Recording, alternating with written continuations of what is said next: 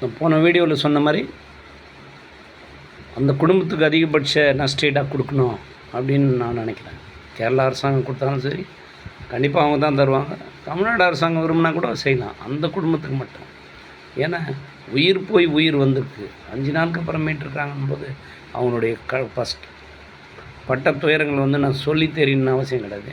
அதனால் சாதாரண ஒரு ஆளுக்கு, ஒரு குடும்பத்தில் 3 லட்சம்னா இவங்களுக்கு 10 லட்சம் தரலாம் ஒரு ஆளுக்கு. இப்போ 4 பேர்னால் 4 10 40 லட்சம் கொடுக்கும்.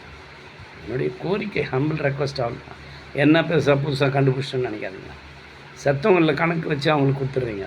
இவங்க மனசெல்லாம் ஏங்க இல்லையா? செத்து போயிருந்தால் கூட யாருன்னா சொந்தக்காரனா பயனடைஞ்சிருப்பாங்க. நம்ம இருந்தும் பிரயோஜனம் இல்லைங்க.